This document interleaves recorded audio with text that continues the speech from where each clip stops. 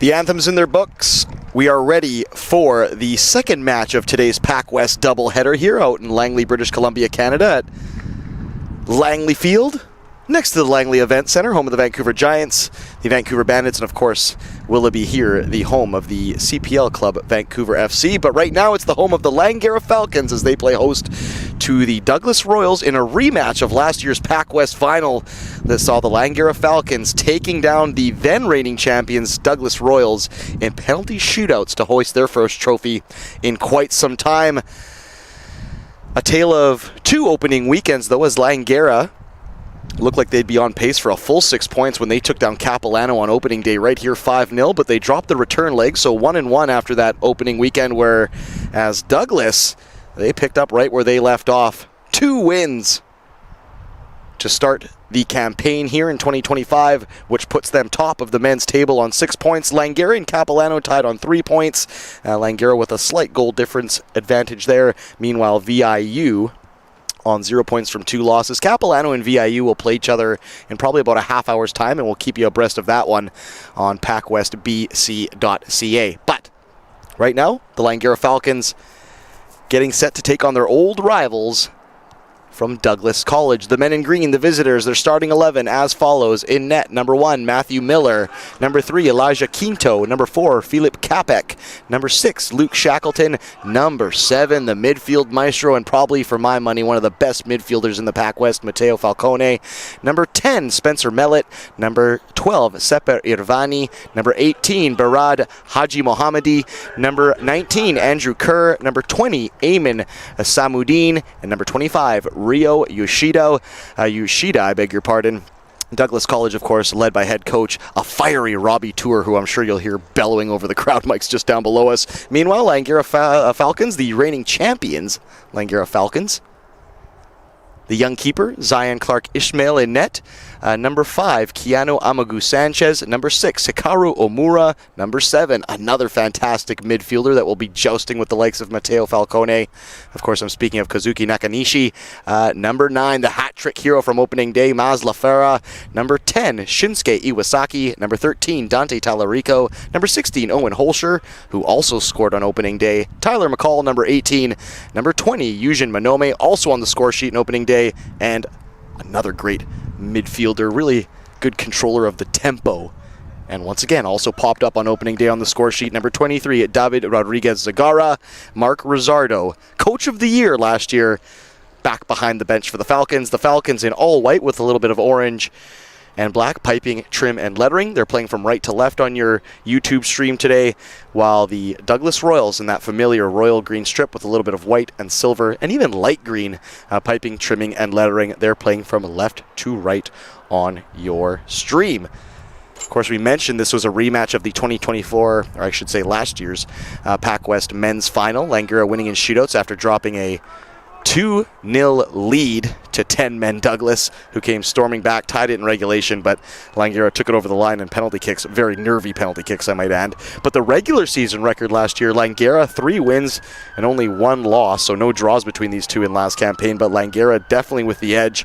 Coming into this one, Douglas ranked number 1 in the CCAA, whereas Langara are ranked number 7. We're just waiting for kickoff here as a little bit of wind is picked up here in Langley, 22 degrees and sunny. And of course, we already have the women's result in the books with 10-woman Langara squeezing past Douglas 1-0 to keep their perfect start to the campaign. 3-0, and top of the table for the time being. VIU women should take their place atop the table following their results shortly. At last check, they were up 4-0 on Capilano, but it's the men's game we're worried about here at the moment, now underway here at Willoughby Park. Talarico in the Mizuno boots, which is kind of a rare football boot these days. You usually see the Pumas, the Adidas, the Nikes, but every now and again when you see an Umbro or a Mizuno or a Lotto or a Diadora, it just makes you smile. Handball there. It was the number 19, Andrew Kerr, who accidentally slapped at the ball, and it'll be a free kick for the Falcons right on the halfway line.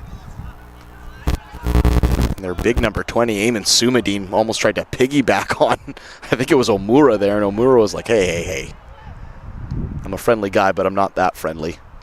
Ball goes out into touch. I believe it was Iwasaki couldn't reel it in there. He was being pressed by Falcone, who, as we saw last year in the finals, wearing the captain's armband. And as far as creative midfielders go in the PACWEST, I don't think there's anybody better than Falcone. You got the likes of a David Rodriguez-Zagara and a Nakanishi. I find them more of tempo players where they have a good range of passing, like tight 10-yard passing. They're good at pivoting. They're good at acknowledging space and kind of keeping the play going in the middle of the park. But when you're talking about ping balls and real creativity and just that type of flair that you see around the 18-yard box, I think Matteo Falcone is definitely the one to watch. Take nothing away from a lot of the other talented midfielders here in the PACWEST, but a lot of the games I've gotten to call with Falcone have been absolute pleasures. Good play there by Manome. He's in the area, but I think it was Philippe Capek, beg your pardon. Coming across, it was Shackleton, the very tall Shackleton, to make the clearance. Stats crew showing up right on time as always. Got Rodrigo behind the camera as well. He's working all our games for the PACWEST at Willoughby this season.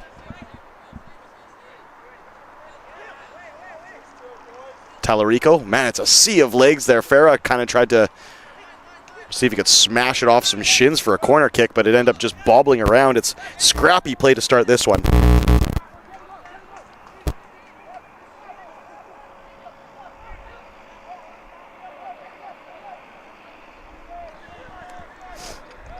Falcone, who himself can also dictate the pace. He's a box-to-box, but he's also very creative. Rodriguez-Zagara, good shield of play there, holds on to the ball, Zagara, and tries to feather it through for Farah, who kind of fell down behind the ball. He was a little bit ahead of it. It was offside nonetheless, but the number 23 and the number 9 for Langara looking to link up there. And somebody's actually left their belt up in the broadcast booth here today. There's like somebody's pants belt up here, so I'm not sure what kind of activities were going down. It was a Friday night in Langley last night after all, so I don't ask any questions. No judgment here. I've lost my belt a few times in Langley. Amagu Sanchez for McCall. I really like the play of McCall in that opening weekend. He just has a certain grit and no-nonsense nature to him. Rodriguez-Zagara going to try to get to the inside of Philip Capek, who does ever so well to use his body and spatial awareness. And play it to his keeper, clad in the school bus yellow, Matthew Miller. His opposite number, Clark Ismail, has gone for the bright highlighter green. Nakanishi with the signature orange boots, and of course that goes back to last year. I'll never forget the fiery orange boots. Flashing from the broadcast vantage point up above here. Nakanishi, beg your pardon, it was actually Iwasaki trying to get it forward for Manome, who is content to run. Manome's, he's got a little bit of Kobe Monty in him. Ball forward now. This could be promising for Douglas. Into the area, stop! And it comes off the crossbar, but all he can do is play it back into the danger zone. Sumadine, they're trying to settle it down. Side-footed shot, it's still landed again for Douglas. A great stop by Clark Ismail. Bang, bang, my goodness. It should be 2-0 Douglas already. They're rapping at the door. It was Irvani and then Samadine who had those two cracks on net. The first one comes off the gloves and ricochets off the post. They couldn't clear the second wave. And then another point-blank save. Fantastic stuff from Clark Ismail, who's early in this one kept them in the game. We're 5 minutes in, and it's still 0-0 thanks to the big frame of the number 1 in between the sticks for Douglas. Or I beg your pardon, for Langara.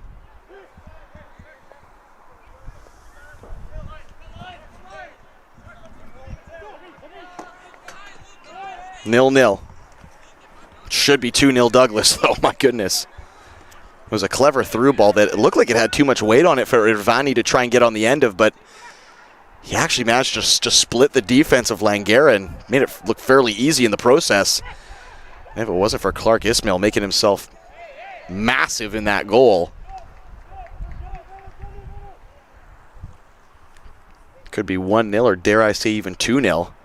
We're 6 minutes in. It's 0-0, and you know Douglas won a bit of revenge for last season's loss in the finals, so what better way to go about it than one-upping your rivals in their home park.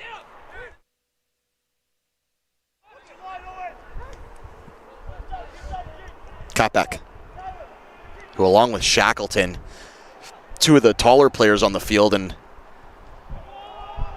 twin towers in the back line. Really rough customers to have to get past. But they've got some speed demons, do Langara. That's a great weighted ball there by Farah. He gets it to Rodriguez, who has to put on the brakes. Lays it back. Farah, left-footed shot. Oh, the rebound was just corralled. I was waiting for Manome to pop in there, so I held my breath. But what a clever play there from Langara. Rodriguez Zagara makes himself big and uses that core strength in that frame and just got low in front of Kapek and did ever so well to cut it back. And I think there was a bit of confusion there between Farah and Iwasaki. It was Farah who ended up smacking at it. I don't think he got all of it, though. I might have left that for Iwasaki, who looked like he was primed to blast it. Still made the keeper work for it, though. Matthew Miller palmed out a juicy rebound, and Manome was right in his kitchen. So chances at both ends. One off the post for Douglas, and then a tight shot in close from probably about 12 yards out by Manome, or I beg your pardon, by Farah, stopped by Matthew Miller. Good stuff from both squads so far. We're 8 minutes in. It's still 0-0. Falcone now.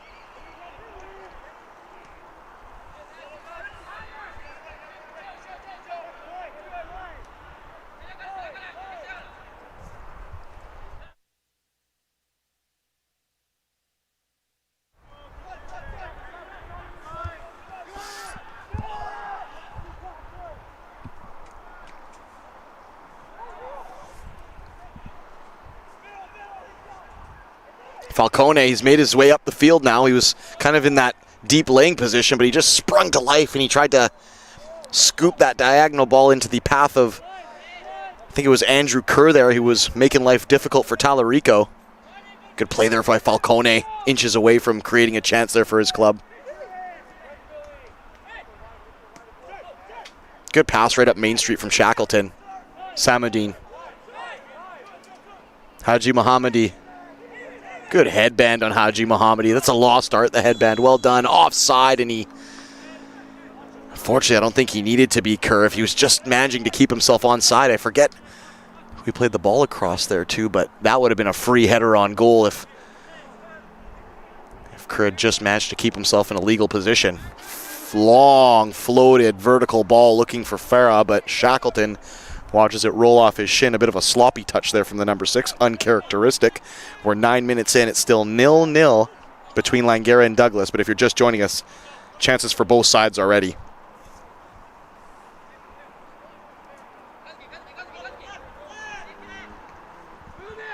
Farah back for Talarico. Rodriguez Zagara.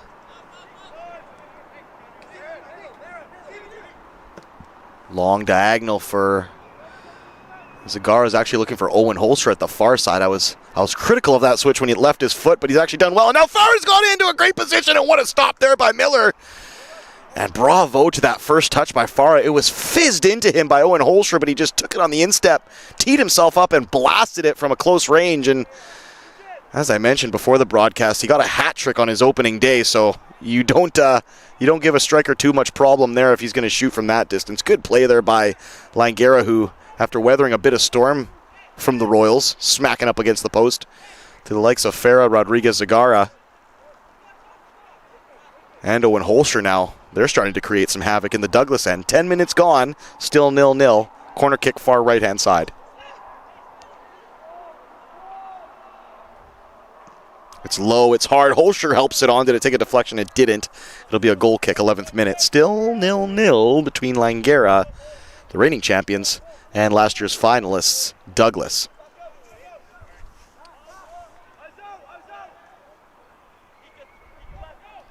Have a quick look at the out-of-town scoreboard. 7 minutes left in the women's VIU Capilano match. 5-2 for VIU, so barring something miraculous for Capilano, VIU will take their spot back atop the women's standings and add to their goal differential as well. So despite going 3-0, Langara,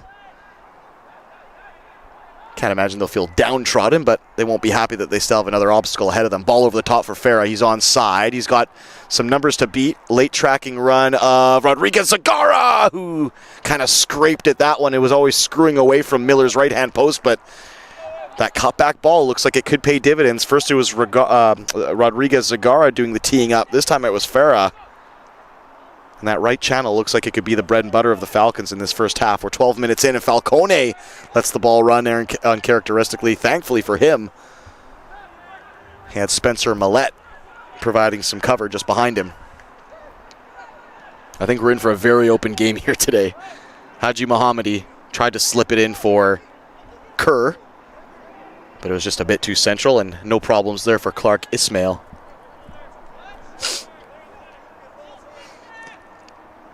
Another ball over the top for Farah to chase. Oh, and Farah's gone to the inside of Kapek, who looked like he was obstructed and interfered with. Everybody, I think, including the broadcaster here, wanted a foul there, but the referee let them play on. I think perhaps the viewpoint was that maybe Farah was giving in too easily to the physical contact, and he maybe should have rid it a bit longer before asking for the foul. That's a clever through ball. They've got numbers here. Pokes it back. Samadine, right-footed shot. Is it tipped over? It's not. Oh, it is. What a stop there by Clark Ismail. I'm just trying to see the number of the player on the far side, because he did ever so well to tell Samadine to just lay back, cut back, because he was going to take it to the goal line. It looked like Samadine wanted to make the same run as him. It was the number 12, Irvani, again, who had that opening chance that came off the post. He's been really good for Douglas so far, Irvani, and he almost helped Samadine cash in on a goal there. Very intelligent play by the 12 for Douglas. End-to-end stuff here. I can't imagine we're leaving this half scoreless. Low, hard, in-swinging corner kick. Wasn't hit fantastically. Falcone now does a great job to win it and play it to his left. Ooh, good defending there by, I believe it was Talarico. He had Samadine and Kerr breathing down his neck, but he first touch just volleyed it away. Ball up the left touchline. I'm not going to get there. I believe it was Yoshida on the far hand side. I beg your pardon, it wasn't. I'm just trying to catch the number now. I'm a bit visually impaired at the moment. Just from the opposite side, it was the number 10, Spencer Millette there, who almost got onto the end of it. We're 14 minutes in. It's 0-0, but chances aplenty so far.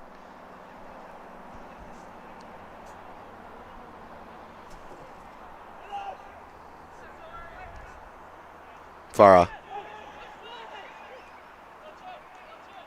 Good play by Farah. They got the switch on for Manome if they can get it there, but Iwasaki just hit it a bit too late. Or it would have been wide open space there for Manome. Falcone, great play.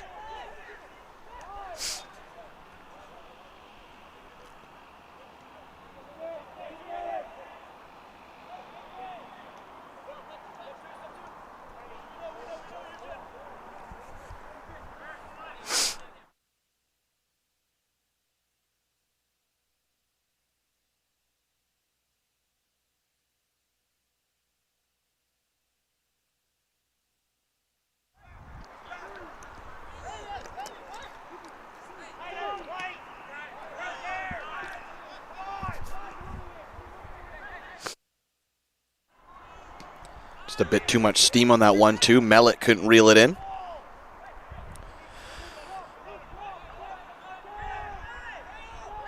Falcone begging for options. He eventually lifts one over the top looking for Samadine. It's hooked up high into the air by Omura. And then helped on by Amagu Sanchez. Tyler McCall's going to get into a bit of scrap there with Falcone, who plays bigger than his size, Falcone. It's very impressive. I think we're going to have a corner kick here as Amagu Sanchez. Oh, I beg your pardon. I thought that...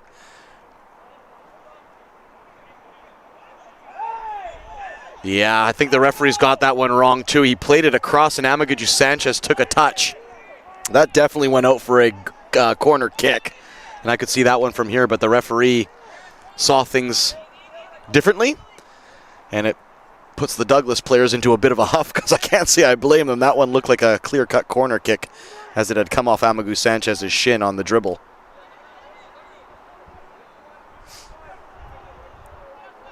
Holscher trying to get to the outside of Yoshida, but he just put a bit too much weight on his dribble there.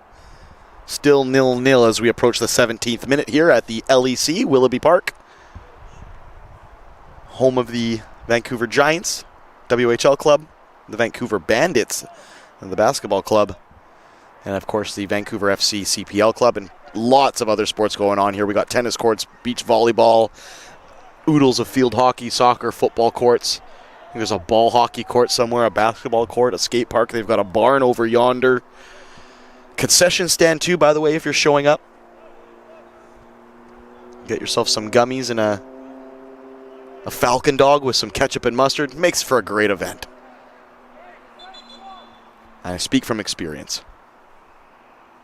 Throw in for Douglas just inside their own half. Samadine helped it on, but could only find a white shirt. Also worth noting that one of their more jinky and jivey and creative players in this opening couple of games, Kobe Monty, was sent off for a straight red last weekend against Capilano in the rematch in North Van. Obviously, Langara dropping that decision. Just a one-game suspension for Monty, so he won't be available for this tie. He will be available tomorrow when they take on VIU. However, you just wonder how Kobe Monty and his vim and vigor could have influenced matters here today. No shortage of options for Mark Rizzardo off the bench nonetheless, though. Fairly well-rounded squad here this year for Langara.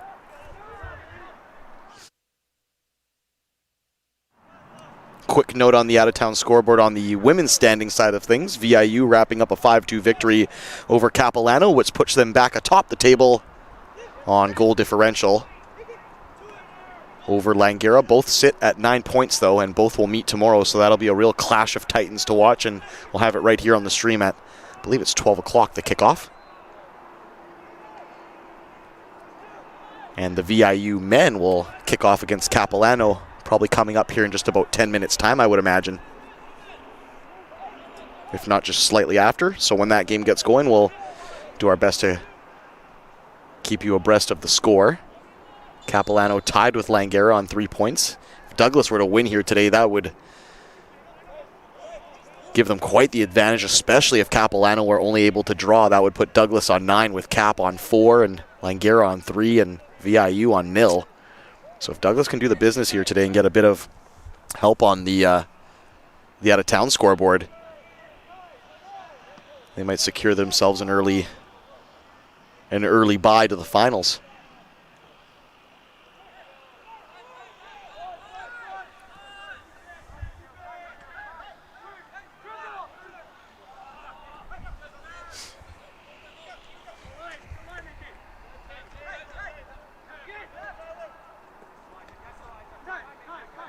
And of course, worth mentioning that Eamon Samadine of Douglas brought home men's soccer athlete of the week honors too, the number 20 up front for Douglas, and it looks like he might have a chance coming up here too.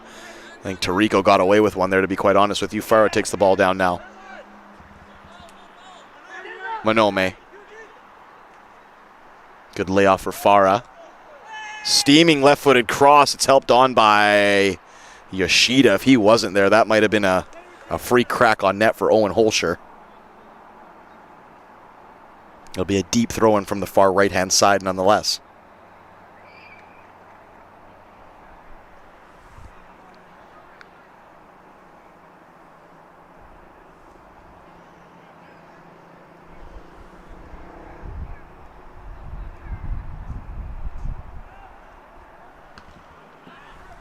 Cleared by Capek again, who's immense on the clearance. He doesn't really muck around, Capek. He just gets the ball and distributes and clears to players he knows he can get the ball up the park. He's not afraid to throw in a robust tackle, though, Capek. He's a real nasty piece of business along with Shackleton. Those aren't too easy boys to have to duel with, especially when you're a bit more diminutive like some of the Langara forwards. Farah looks like he could stack himself up twice in a trench coat and still not be as tall as Philip Capek. Of course, I jest, but Capek is certainly winning that height duel by probably close to a foot. Iwasaki, good touch there by Iwasaki to win it back for himself. Talarico. Haji Mohammadi puts on the dancing shoes, but unfortunately he gets caught. Talarico inside. Farah skips to his right. Still going. Farah, can he uncork a shot? Spreads it to the Wide right for Holscher. Holscher's trying to get around his man. Cut one in. It'll take a deflection off the cheek off Yoshida, but all the Douglas players who happen to be right there, once again, not happy with the decision, as perhaps it took a touch off of Holscher and should have been a goal kick.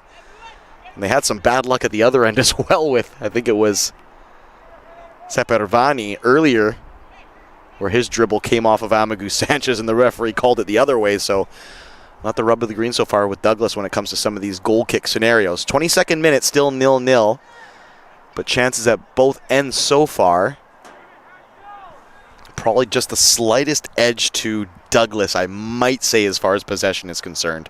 But chances are chances, and both clubs have had them so far. We're approaching the 23rd, still 0-0. Here comes the outswinging right-footed corner kick from the right-hand side by the Cafe Artigiano sponsorship over on the far side.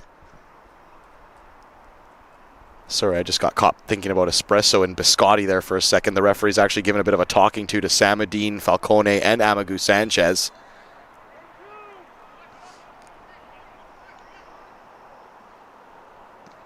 Low, hard, hits the shins of Falcone, and it'll be another corner kick for Holscher. I beg your pardon, it's actually Amura over there on the service. It was Holscher who he was trying to reach at the near post.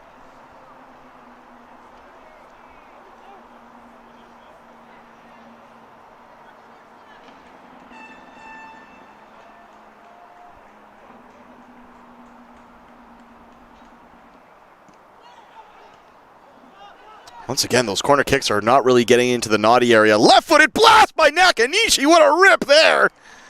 And it's a fantastic stop by Matthew Miller, who had to get down fast and make sure those wrists didn't bend back, because that was hit with some kind of venom by Nakanishi. And the keeper in yellow manages to palm it out. That was hit from distance, too. He smashed that one in from about 30 yards. Good chance there by the Falcons. 24th minute, still 0-0. Yeah, I was picking out Nakanishi's spatial awareness and his passing range, but I forgot he has an absolute howitzer for a left foot. That's better from the free kick. And Amagu Sanchez, who gets in the 6-yard box, cuts in front of his man, but from that range, all he can do is lift it over the bar. That was the corner kick the Falcons wanted there. It was hit with pace and had enough lift on it where it could actually get past that first line of defense. Good play there by the Falcons, and it's been great stuff from both clubs. This one's going to go either way. It might even finish a 0-0 draw, mind you, but it'll be a very entertaining 0-0 draw. It's been a fairly open set of games today between Douglas and Langara, and it usually is when these two clubs, men and women, get together. Falcone! Oh, he put himself in a bit of a spot there, but he just used his body to keep McCall from dashing in there. And Samadine just tried to kind of improvise and knee it out to Irvani on that far side. Just put a bit too much mustard on it, did Samadine. 6'4", and all the way from Ghana, Samadine, so there's some serious skyscrapers on this Douglas College squad. Falcone now.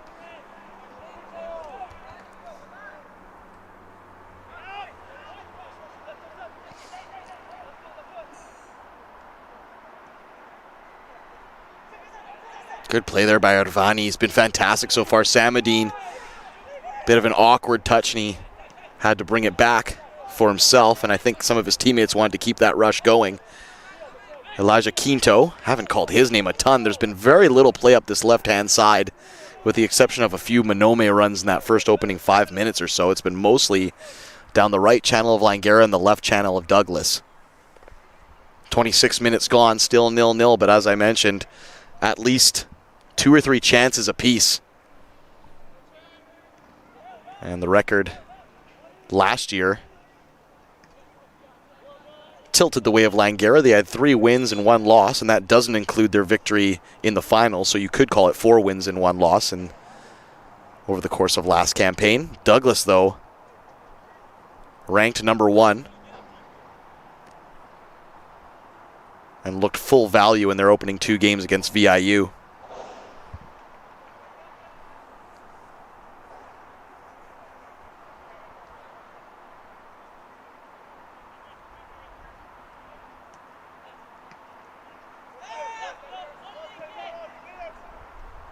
Good win there by Talarico. Down for Nakanishi, who's actually played himself into a bit of a spot here. Ooh, he thought about diving in for a tackle there, but actually pulled out. Clever play there by Nakanishi. Irvani, though, has some space to carry forward. Low, hard shot down to Clark Ismail's right. Probably was going wide, but he didn't take any chances. He just flops to his right and smothers it, and Langara have a chance to play out of the back. McCall, long vertical ball, but nobody was there. I think he crossed his wires ever so slight with Farah, who I think he locked eyes with, but Farah wanted it short, and he launched it long. Irvani, who I keep wanting to call Falcone. They still have they have a very similar hairstyle, a very similar kind of shape as well. Right-footed shot this time from the number 10 Mellet, but it was a half-hearted effort. He didn't get the full purchase on that one. It's an easy stop for Clark Ismail.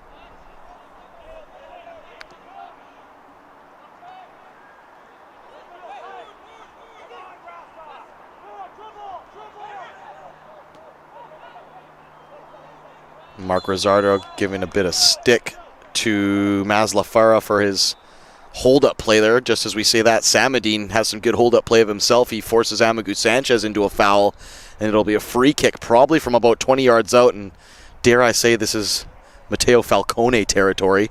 But Millet, he's lined up for it as well, so maybe he has something hidden in his boot that we haven't seen before. 28 minutes gone. It's still 0-0, but we might have our first goal of the encounter here if Mateo Falcone can show his quality, as he usually does in these scenarios.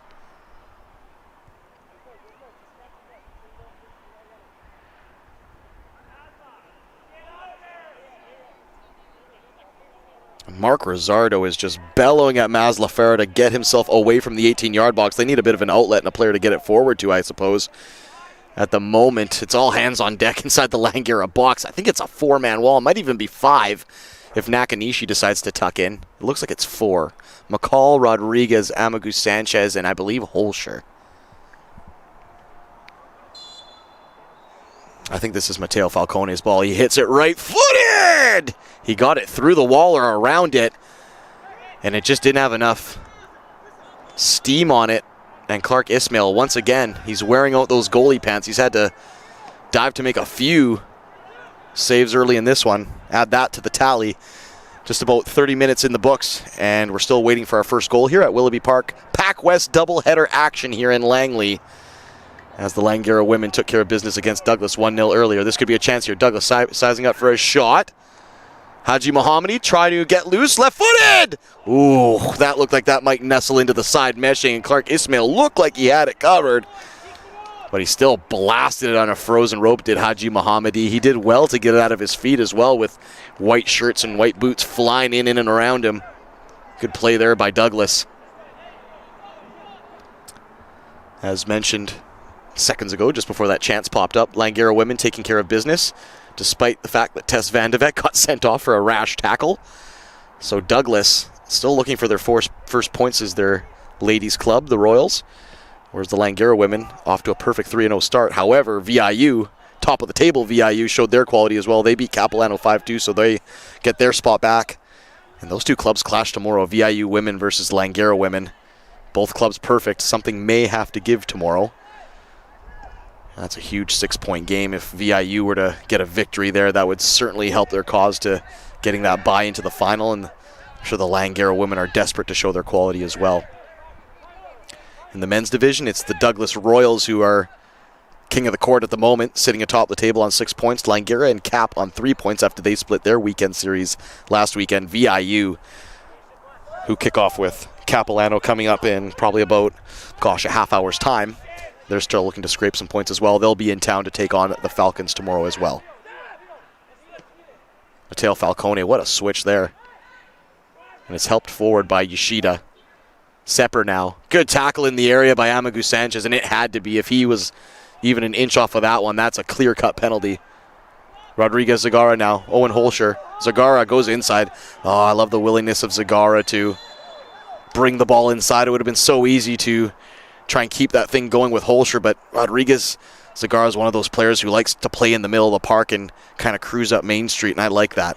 It takes a brave and a courageous and a strong and very tactically aware player to do that, but I think Rodriguez Zagara who's been known to ping a ball or two, just unleashed one there, and Manome, I think, got dragged back.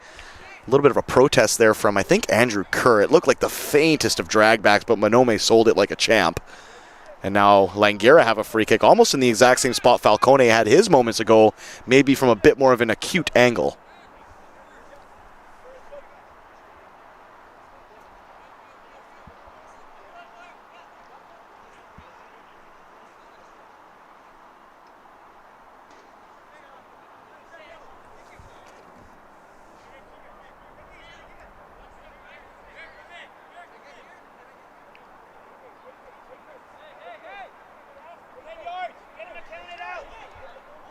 Mark Rosardo demanding the referee, or demanding the free kick taker. I believe it's Omura, that he get his proper yardage. It's a one-man wall. Hopefully he won't smash it against Falcone, but you never know. Omura with that right peg. We'll see if he can float one into the back post. 33 minutes on the clock, and it's 0-0. And the referee once again is having to bring players in to have a discussion about some of the shirt tugging and argy-bargy that's going on in the penalty box. And even Douglas coach Robbie Tour, who usually welcomes a physical battle, is saying, guys, just let it go. Let's get this going here. Here comes the free kick. Omura, it's a good one. It's punched straight up in the air by Matthew Miller, who can deal with it. Still bobbling it around the penalty box. Farah tries to have a lash at it, but all it does is come up against the shins of Kapek. Mad scramble inside the penalty box there. Rodriguez Zagara does well to chest it down. And now he's going to ping a diagonal. It's Diagonal City at the moment, and everyone's hitting their target.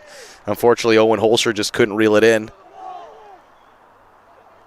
And Nakanishi looked like he had some stern words for Holscher there. Just with regards to going back to mark the ball thrower. We're in the 34th minute. It's still 0-0. Probably the best chance of the match so far has been either Seper Irvani hitting the post in the opening, probably 8 minutes or so. For the Falcons, it was probably a long-distance shot from Nakanishi that knuckled and dipped and just about flummoxed Matthew Miller, but the keeper punched it away for a corner kick. Those are probably the two best chances of the half so far, but there's been plenty of others to speak of as well.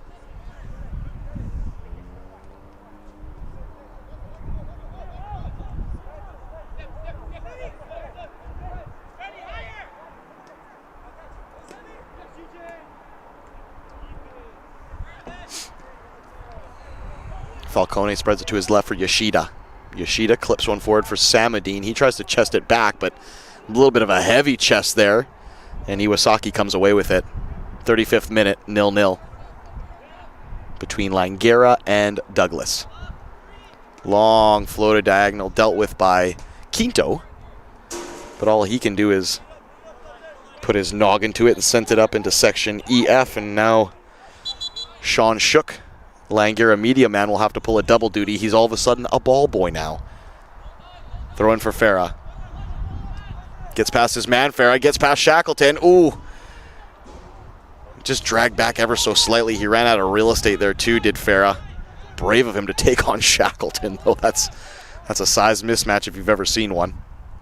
I'm going to have a quick look at the heights here. Shackleton is 6'3", and Farah is 5'9", so a half a foot.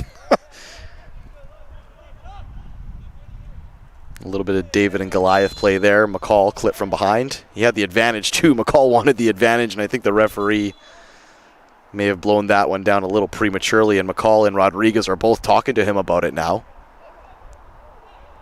And this referee looks like the type of referee that he doesn't want to hear it from anybody.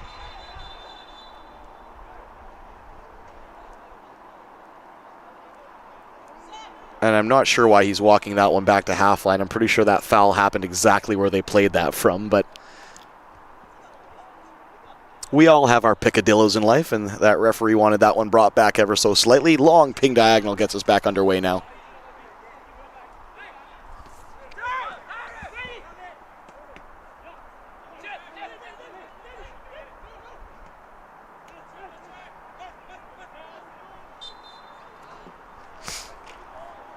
Farah now, who's been battered. He's been absolutely beaten up out there by the likes of Shackleton, Kapek. Falcone this time was the man who laid the gloves on him. And it'll be a free kick, probably from about, got to be 30 yards out at least. Maybe even more.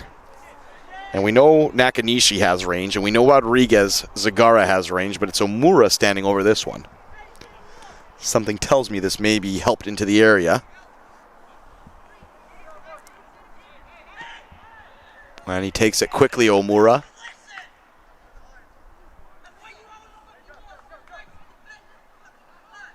And Matthew Miller is having a right go as his defenders. He was calling for them to pick their heads up because he saw Omura was going to try and take it quickly. He was bellowing, and nobody listened to him. So Matthew Miller laid down the gauntlet again when everyone was listening, that they needed to be on their best behavior when those type of scenarios were taking place, and they almost got caught with their pants down. So I'm sure Matthew Miller isn't one to want to be embarrassed by a quick free kick taken goal and get caught napping. So he definitely let his defense and the rest of his outfield players know about that one. 38th minute, still 0-0, but I want to say the run of play has tipped ever so slightly in favor of the Falcons. They've managed to find a bit of a rhythm here.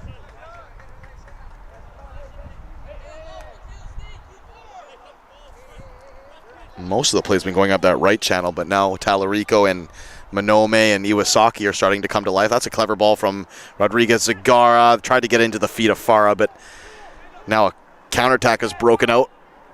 Good play there by Omura. Excellent play there by Omura. If he's not on top of that, Haji Mohammadi has a free run in that right channel, but Omura had his Wheaties this morning. He just put his head down and barreled through the number 18 of Douglas. The Royals do still have it in the Langara end now. 39th minute, 0-0.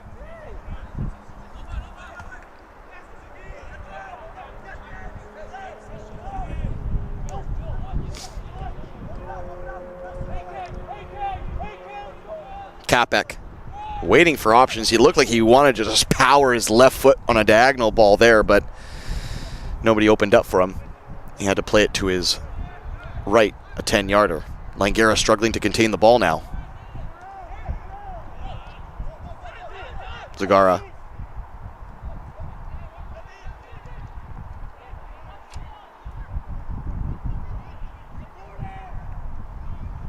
Oh, Zagara is slippery. He gets away from his man, feathers it in for Holscher, but it's Capek who just makes those tackles right in the nick of time just when you need him.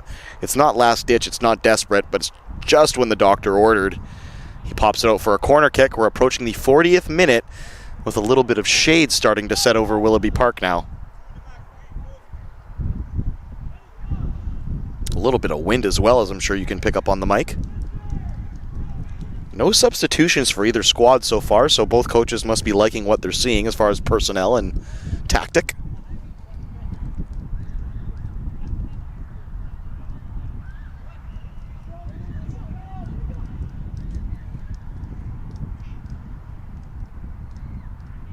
Right-footed outswinger. That has some hang on it. Oh, that's a real half chance for Talarico, who kind of just waved a left boot at it. It almost ended up tucking up into that top portion of Matthew Miller's right-hand post there. Almost snuck in. Clever little play. It was actually a cute little effort there from Talarico. It looked like one of those floated balls that was just going to kind of go in and come right back out on the opposite side, but Talarico obviously thought he could reach it, and he did.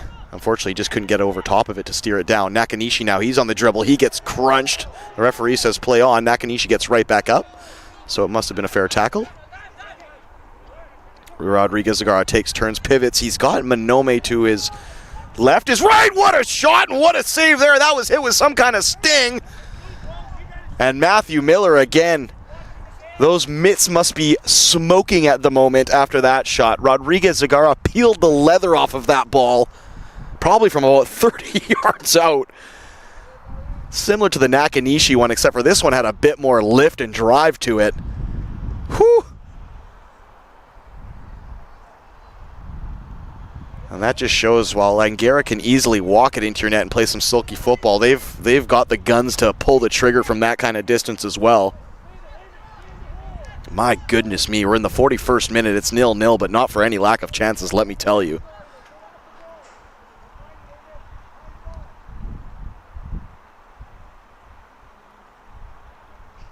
Right-footed outswinger. This one drops low. Knocked out to the top of the area. Mazlafara is going to be the last man back to defend. And there's a serious numbers mismatch here, but the Langara Falcons get lucky because it was about 5 green shirts breathing down on 2 white shirts. And if had that initial pass been sussed out, that was a real chance for Douglas. Rodriguez Zagara breaks it up now, and now he's in control. Manome. Infield for Omura, who himself is going to have a right-footed blast, and that one's palmed over. Oh, my goodness, it's all happening now. Everyone's firing from distance. And Matthew Miller, must have had the periscope up for that one because he saw it coming from 40 yards away or however far that was. All the Falcons now are pulling the trigger from distance.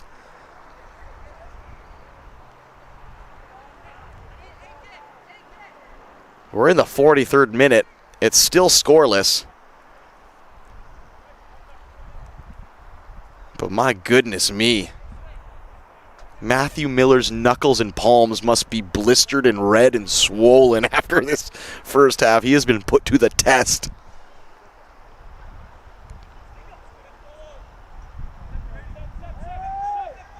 So Mura, it's a right-footed in-swinger.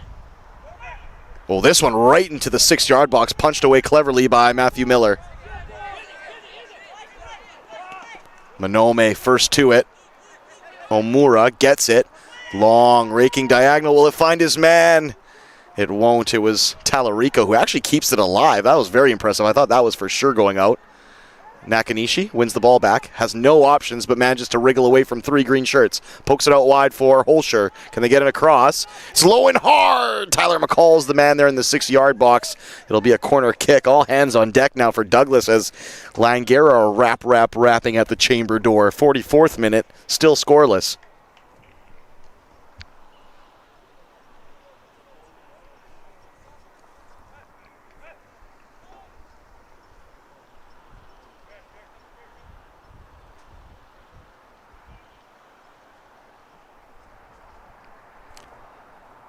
And the other men's match set to kick off in about 14 minutes' time between VIU and Capilano, which, depending on the result of this, could heavily influence what happens tomorrow between VIU and Langara. It might be a must-win for Langara if they want to keep themselves in the hunt against this very good Douglas side for tops in the men's division.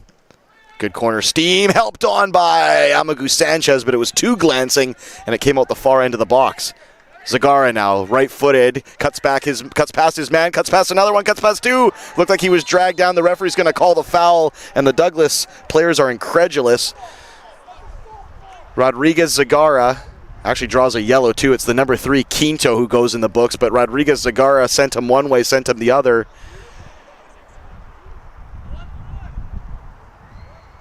Put on his tap dancing shoes, and I think it was Shackleton who actually may have committed the initial foul, but I think it was Quinto with the protest who drew the ire of the referee. It's clever stuff, though, from David Rodriguez, because you know he'll shoot from that distance. So he was looking like he was going to pull the trigger, but he actually had 3 dummies, 3 shimmies, 3 shakes, and he sent them all for a hot dog. All they could do was foul him. Just on the edge of the 18-yard box, though. Is it enough for either Rodriguez or Iwasaki, or maybe even Farah, who's standing over it now, to get it up and over the wall?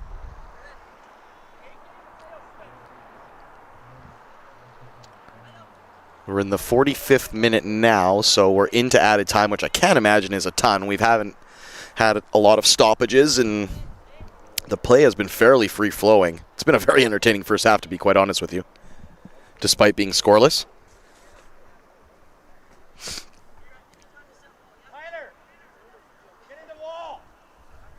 Nakanishi is also having a look, who we know can smash a pile driver of a shot when he wants to. 1, 2, 3, 4, 5, 6, 7 Douglas players in the wall and 3 Langara players. So it's a 10-man wall. 1, 2, 3, 4, 5. Beg your pardon. It's shrunk down to a 7-man wall. Cooler heads have prevailed. 2 Langara players, 5 green shirts as well. And they haven't laid anybody down, so they obviously don't fear that Nakanishi or Rodriguez Zagara, now it's Omura standing over it, that they'll try and roll it under the net or under the wall. They're going to probably try and pop it over.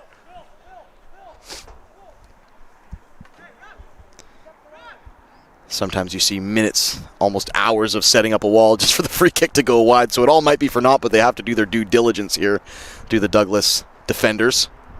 This might be the last play of the half as well. It's going to be Omura standing over this one, but it looks like Rodriguez-Zagara wants to smash it. He's going to have a hit. Rodriguez-Zagara takes a deflection, and it's in the back of the net! It's Talarico! It's a bang-bang play. Rodriguez-Zagara got it around the wall, but it took the faintest little flick. And Talarico was Johnny on the spot to smash home the pieces right on the stroke of halftime. It's the home club, the champions, who take the lead. Langara up 1-0.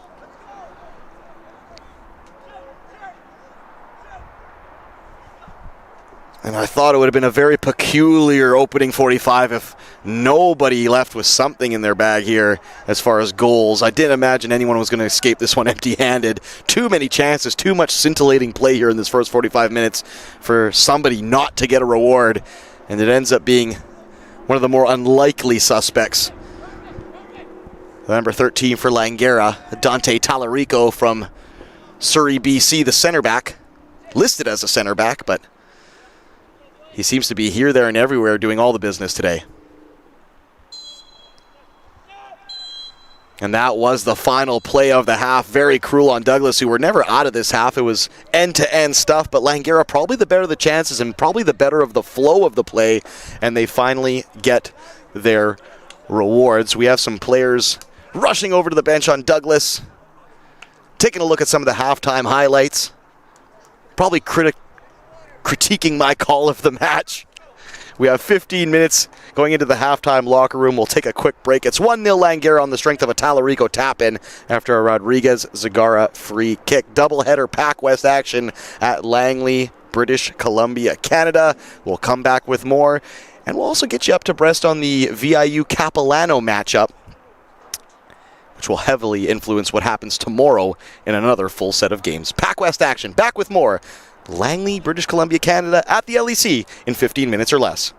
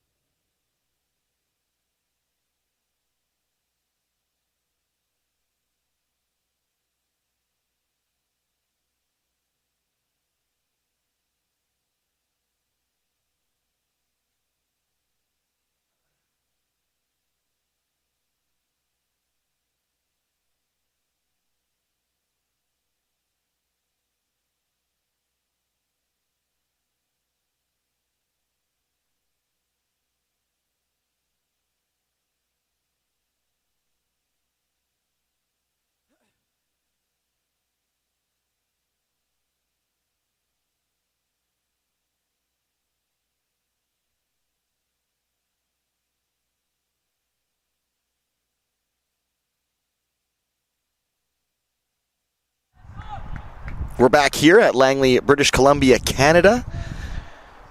The Langley Event Center, Willoughby Park, Willoughby Field.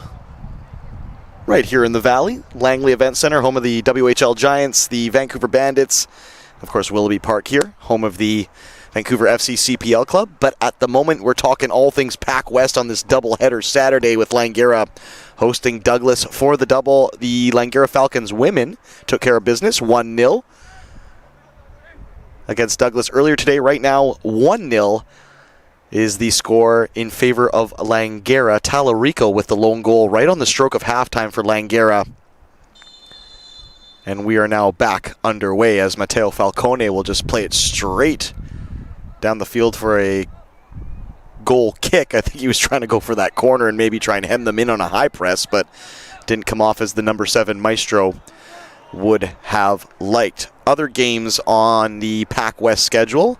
The other men's encounter just kicked off. VIU, who are here at Willoughby Park to take on Langara tomorrow, which could have massive implications for the Falcons depending on what happens here. They're taking on Capilano at the moment, who are tied with Langara on 3 points in the middle of the table. That's 0-0 with about 40 minutes to go in the first half. As mentioned, the women Falcons did the business. They beat Douglas 1-0. They remain second on the table with 9 points, tied at tops with VIU, who are also on 9 points but have a little bit more in the way of goal differential after their victory 5-2 over Capilano. That one just wrapped up as well. Second half underway now. Langara playing from left to right on your stream. They're wearing all white with orange and black piping, trim, and lettering. And their goalkeeper, Clark Ismail, in the bright highlighter green in the left portion of the net. This could be a real chance here for Sepir Irvani, who got clobbered on the header but actually managed to unleash it. Good little chance there for Douglas. Meanwhile, the Royals, last year's finalists, who of course were taken down by Langara in a penalty shootout for the championship. They're wearing their royal green with a little bit of white and silver piping, trim, and lettering. A little bit of light green in there too, as well, as the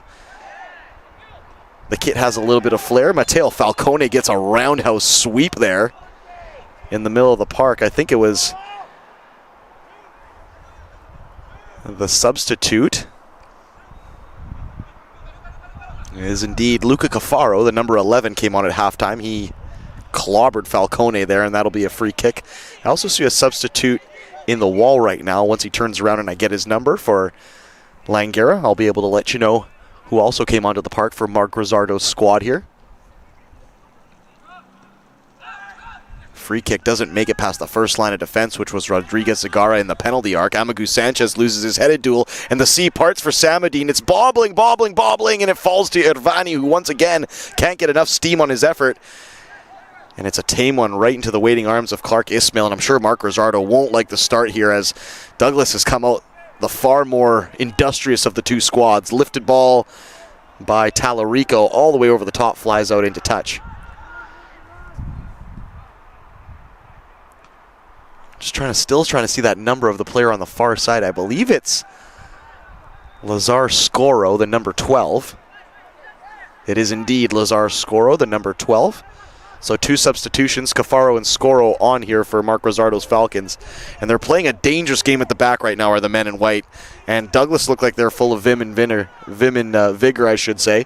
Oh, and that's a heavy tackle from Luca Cafaro, who had his back turned ever so slightly to the play, which I think made it look a little bit harsher than it actually was. It was a pretty clean shoulder barge, but just the way Cafaro sprawled out on the turf afterwards, it made it look kind of nasty. Here comes Douglas. They're king up Main Street. Samadine, athlete of the week last year. I'm sure he'll want to continue those honors. Falcone now. Beg your pardon, it's Irvani. Haji Mohammadi to his left for Yoshida. Floats in a ball. It's a good one too. Acrobatic swipe at it there by the number 19 Kerr. But it looked like more like he was swatting for butterflies. If you saw the end result, it was a big swing and a big miss in a sea of white shirts. We're 49 minutes in. It's still 1-0 Langara off a first half marker from Tallarico. Ball in the left channel for Scoro to chase. Will he get there? It looks like he won't. Good effort though from the number 12. VIU and Capilano, as mentioned, the men's squad, now in action. That one's still 0-0 at Capilano's park. There's 37 minutes to go there.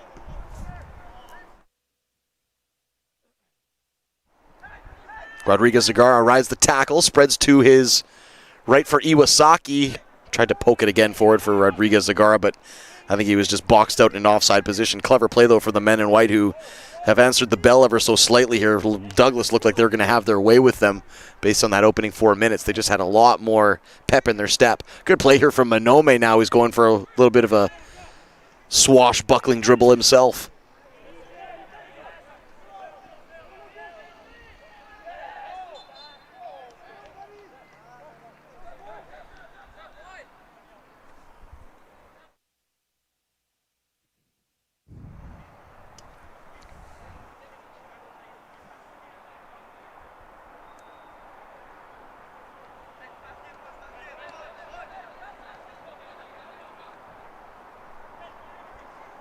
Mellet dispossessed. Iwasaki receives the ball. Good dribble by Iwasaki there. Handful of shirt there by his fellow number 10, Mellet. It's the right call by the referee. Right on the center circle, Iwasaki wins a free kick for Langara.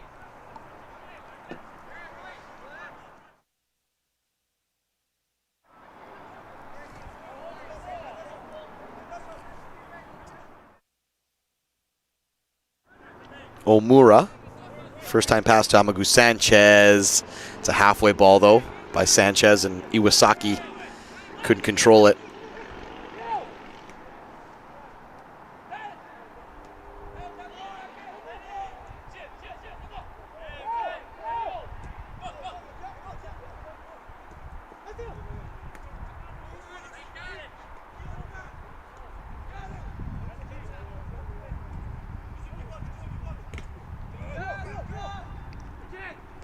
It's a bit scrappy at the moment from both clubs. Matteo Falcone looking to create an opportunity there for, I believe it was Irvani again. Samadin, Irvani, offside, and it didn't look like he was offside. Frustration from Robbie Tour down at the Douglas coaching area.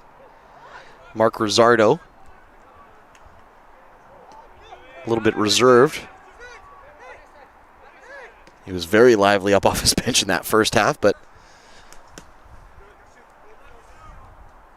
he's been fairly quiet by his standards.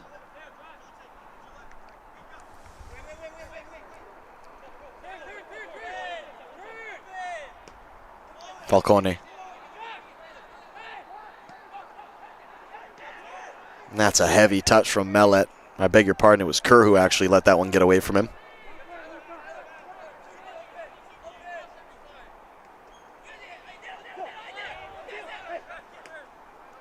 Sanchez for Zagara. Thought about a switch of play, but then turns, pivots, and tries to loop it over the top for Manome.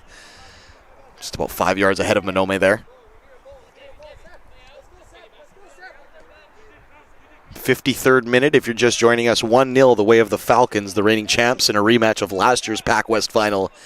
It was Tallarico with a tap-in after a Rodriguez Zagara free kick took a deflection.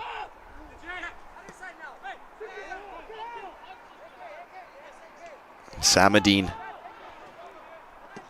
will put a little pressure on Clark Ismail, who has no choice but to try and loop it up over the width of the midfield. And now the keeper's gone for a bit of a wander here. Matthew Miller just beats his man, Luca Cafaro, to it and side foots it out for a throw-in.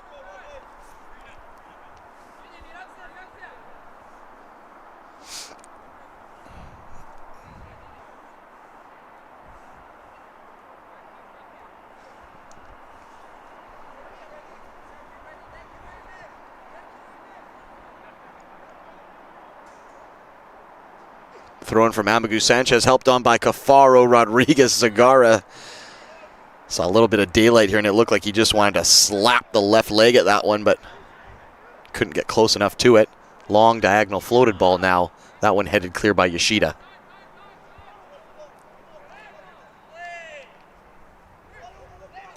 Capek for Falcone under pressure. I mean, that was a little bit more jazzy than I think it needed to be, but it's Falcone. You know, he has a flair for the dramatic. And his club manages to keep the ball now. Very seldom does Falcone give the ball away. You have to appreciate that about the youngster. His distribution rate is fantastic. I think we might see some Douglas substitutions. One player peeling off their strip. Omura.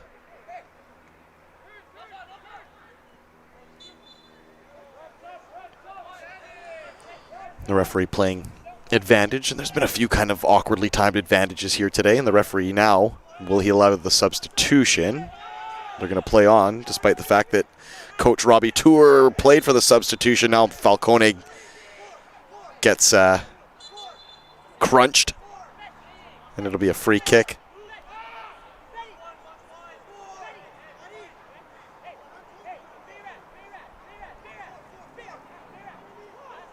Probably just under 25 yards out, and this might be prime Falcone territory. We're going to see a substitution now. It's going to be a double substitution potentially with Douglas, as they're going to bring on Jack Spencer as well as Leo An.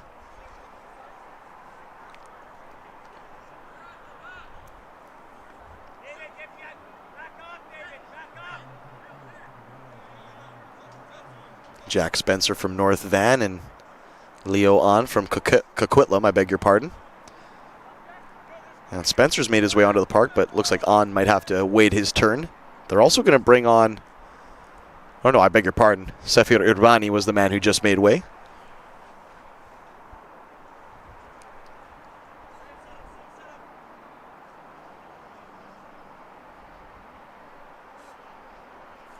It looks like it's going to be Mellet to stand over this one. The Coquitlam native. But Falcone's also looks like he's got the crosshairs calibrated on that left foot as well. And ends up not really causing too much problems, Millet. It was hit about knee height and not with a ton of sting. It was just ricocheted right back out the area. And I think next time maybe Matteo Falcone will put his stamp on that one. And here comes the substitution now as Leoan will make his way onto the park. And it'll be Millet who will make way.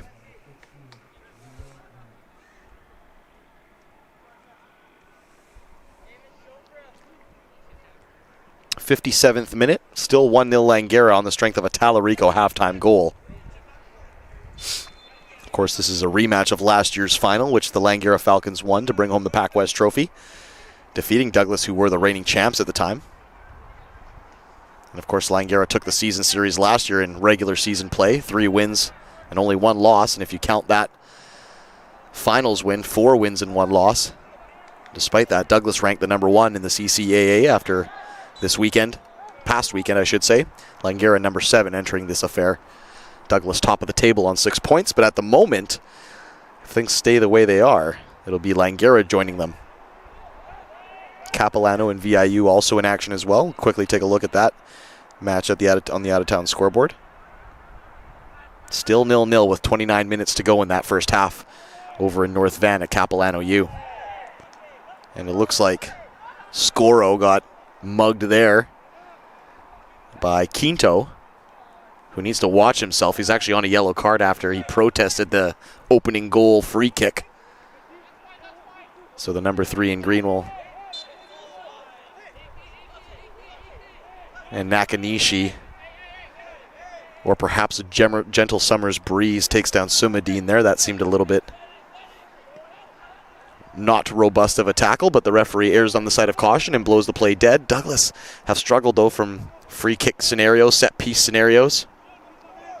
And they really don't have a chance to speak of, except for those first half efforts. I believe it was Irvani who thumped one off the post. There was also a Samadine, I beg your pardon, chance that was charged down.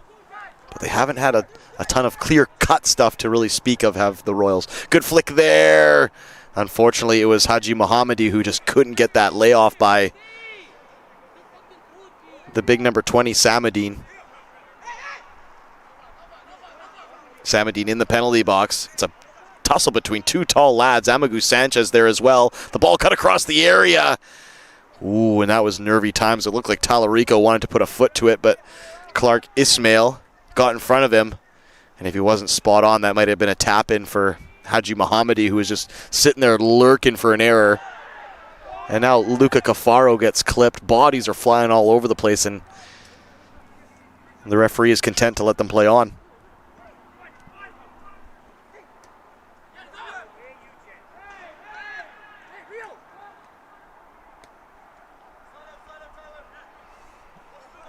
22 degrees and sunny here in Langley.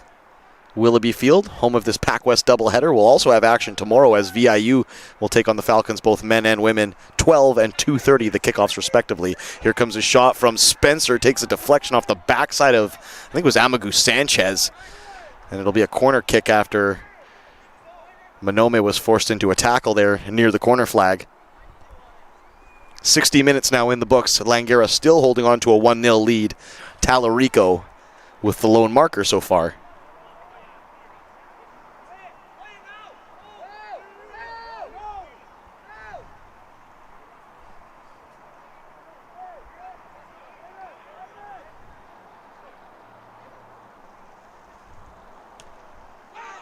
That's a dangerous free kick headed down into the 6-yard box. I think it was Spencer who was closest to it. Samadine was right on top of Ishmael Clark by the time he claimed the ball. A little bit of danger stations there for the Langara Falcons, who in the second half they're struggling to clean up some of those bobbled balls in the area, and those second waves of pressure are hanging around just a little bit longer than they were in the first half. Philip Kapek plays all the way back to his keeper, but it's a little bit of an awkward ball, and Luca Cafaro will keep Matthew Miller honest there. He's pressed into blasting it off into the WV section there. Right by the Cabana Club for Vancouver FC's ritzy fans sit. Those who make the big bucks and can afford the big hoppy expensive IPA beers.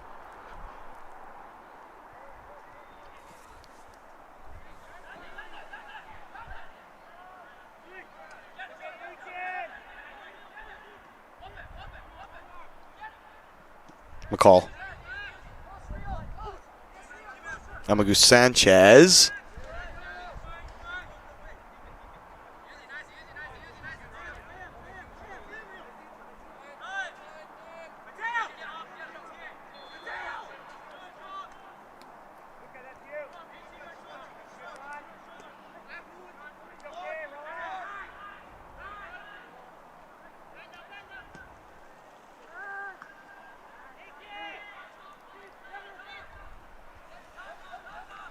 Rodriguez Zagara now. Couple pivots, now the pressure's on him. He does well to dish to Iwasaki though. He's so good about riding tackles, Rodriguez Zagara. Sometimes he'll even welcome the tackle. And pivoting and finding space and outletting to teammates. I believe that's Nakanishi. Beg your pardon. Scoro on the far side. He cuts one across the area. Can Shimada get a crack? It's just over the bar. My goodness. It's not Shimada. It's Iwasaki. Shimada a scratch for this one, but Iwasaki did ever so well to open up his body.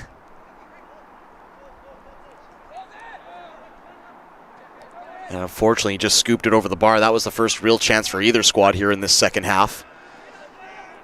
And to his credit, Iwasaki, he was being tightly held by a Douglas defender. There was all sorts of green shirts all in and around him, and he did well to kind of just wriggle some space free for himself to get a shot. But from that distance, you would hope maybe he could direct it towards target. 63rd minute, maybe 64th, I beg your pardon. And it's still 1-0 for Langara. Oh, and that's a robust tackle. Rodriguez Zagara is clutching his left knee, and he's in some discomfort. And Samadine, he's over to apologize and say sorry to the guy. But I don't think it's going to spare him in the referee's pocketbook. That'll be a yellow card. And it's not malicious by Samadine, but he's a big lad, and it was a bit clumsy, so it took a chunk out of Rodriguez Zagara, who we know is a tough customer to begin with. It was a robust tackle by the number 20, and he'll go in the book. One of two Royals now there, along with Elijah Quinto.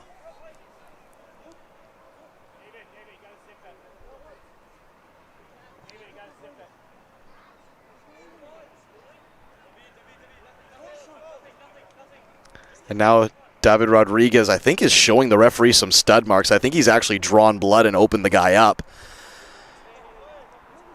And the referee is getting a little bit of a stern talking to. You like to see that. They hug each other and they carry on, Samadine and Rodriguez. Nothing malicious, but it was a bit clumsy, and when you're marked up, you definitely have to show the referee. Mark Rosardo was doing his best to just tell David to zip it, and even Nakanishi came over and told Rodriguez Zagara, who's usually a pretty cool customer, just to keep his head there as it looked like it was about to boil over there. 65th minute, 1-0 Langara still. But the tackles are now starting to fly in hot and heavy from both squads. Robbie Tour and Farivar Tarabi down at field level. Just sussing out some options, some ways they can try and influence this game with the pieces they have out there, and perhaps some from the bench, and try and get themselves back into this one. They only need a goal to get their draw, and I think that'll suit them just fine top of the table. But if they could go ahead and get 3 points here, that gives them a little bit of breathing room, Douglas.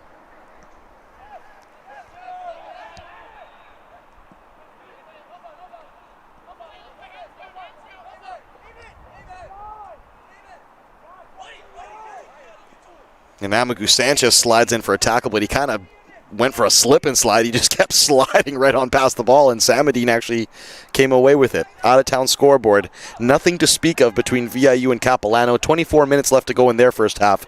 It's still 0-0. VIU looking for their first points of the season. Spencer to On.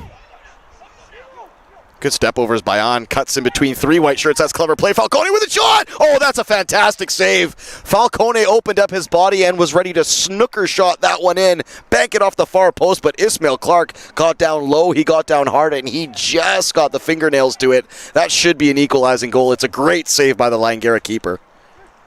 But we know Falcone can do that kind of stuff. It was really clever play by Leo On, the substitute, who managed to slither between 3 white shirts and distribute to Falcone. If it wasn't for a great fingertip save, we're talking 1-1 here. 67th minute, and here comes the corner kick. A substitute about to happen for Langara, as well as Lopez is set to come in. Pedro de Azevedo Lopez from Burnaby. And maybe Mark Rosardo just wants a little bit more stability in the back, as all of a sudden Langara are defending a sea of green shirts. 4 of them right on the goalkeeper's line, including Capek, who's making life miserable for Ishmael Clark at the moment. Header back across goal! Straight up into the air. And somehow ends up outside the 18-yard box. Falcone now puts it across. That one has not a lot of steam on it. I think Rodriguez Zagara managed to get a block in, and Langara escaped there. I thought for sure something was going to happen there. But they managed to clear their lines. Long diagonal ball looking for Luca Cafaro. He gets there and nods it back for Manome.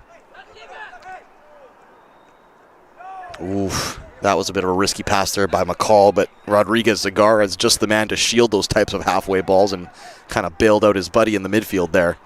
I think we might actually see Zayan Adlam coming on, last year's Defender of the Year.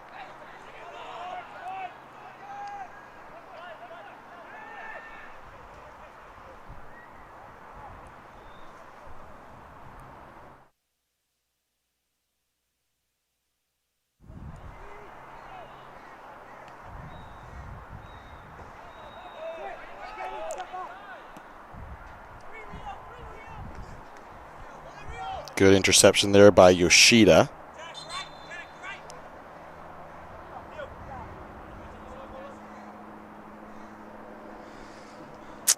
And now Lopez and Adlam will come on. It looks like Iwasaki and it looks like on the far side, I believe it's Luca Cafaro is coming off. Are they going to play Zayan Adlam up front? They are. They're playing Zayan Adlam up front. I like that. I like when center backs get to play up front because usually things happen. And he's a tall, strapping lad, so he looks like he could be a real aerial presence. So Zayan Adlam is going to play as a forward here. Samadine. Oh, they're breaking at pace and with numbers now. It's 4-on-3. Talarico, oh, he's beaten for pace, I think, here by Kerr. Oh, that's expert defending there by Talarico. It looked like he was skinned. But he just stayed with him, forced him out wide, and forced him into a bit of a heavy touch, at which point he just caught up to him. That's very clever defending there by Talarico, who has done it at both ends on the score sheet, and that time some very calm defending under pressure. 69th minute. It's still 1-0 for the Falcons. And Talarico with the goal.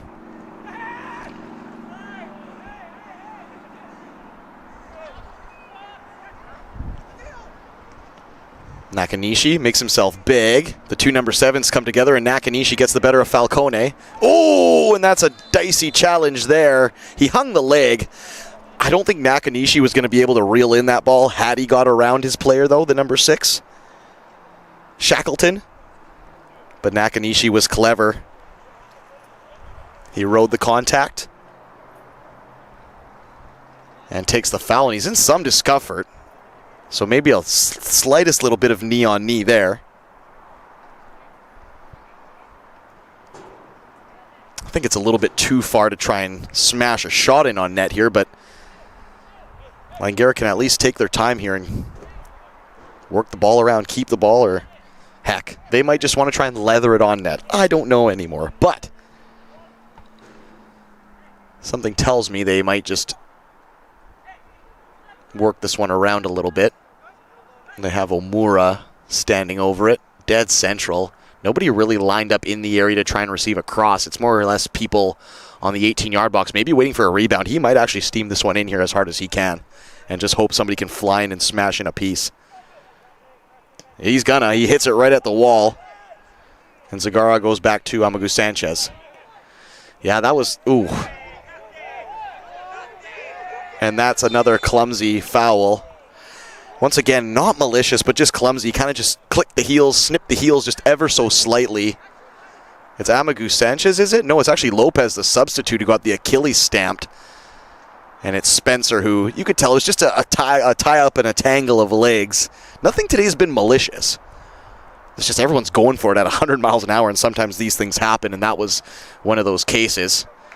Lopez wins the foul, and it's a free kick right on the 18-yard line, more or less, but hugging the touchline. 1-0 in the 72nd minute for Langara. We'll see if they can double their pleasure here, which would make a very uphill climb for Douglas with less than 20 minutes to go.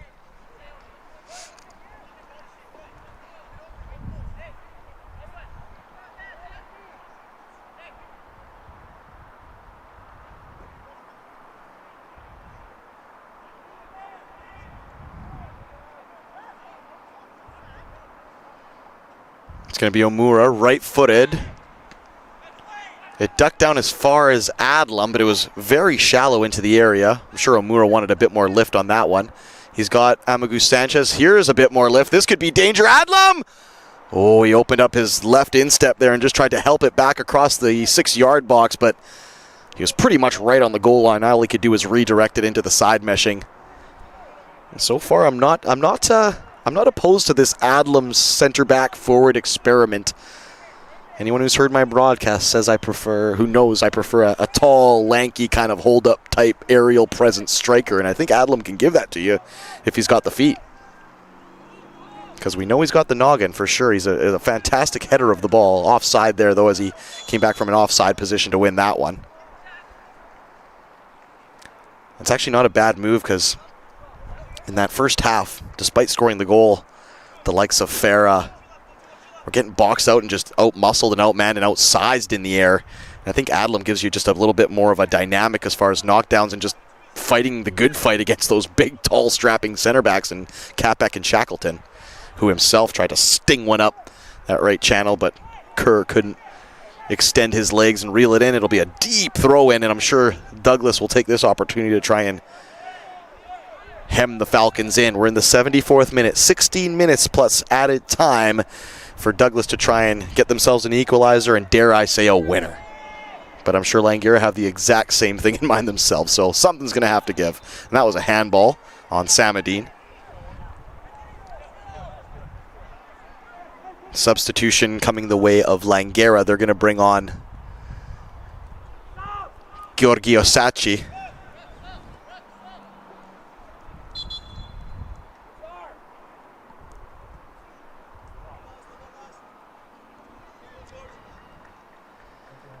I think it's Scoro who's making his way off on the far side. Quick substitute appearance for Scoro, about 30 minutes or so, but was busy up that left-hand side in a couple of instances.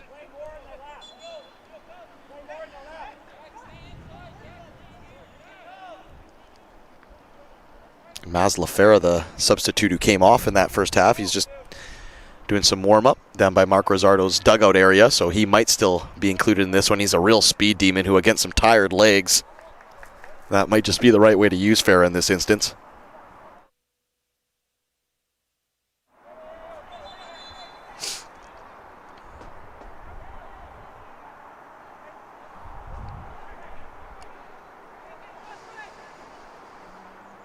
Adlam Such a powerful header. He almost knocked it back for a counterattack for Douglas, but I'm sure that's what was asked of Adlam, to provide some of those knockdown and those redirections in the air.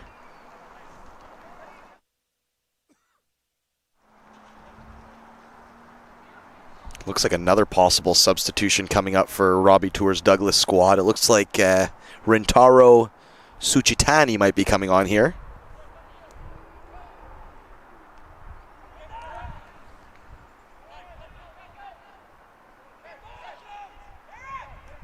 McCall gets sidestepped a little easily there, but Leo On loses his duel, I should say, with Nakanishi. So the attack for Douglas doesn't amount to much.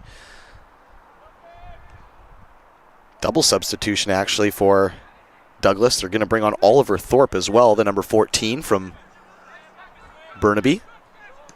Forward player. So he'll join Rintaro Suchitani. We're in the 76th minute, and the score is still 1-0 Langara on the strength of a Talarico halftime tap-in. Long aerial ball in the right channel for Haji Mohammadi to chase. And even a man of his blistering pace didn't have a chance at catching up to that one. 77th minute, 1-0 Langara.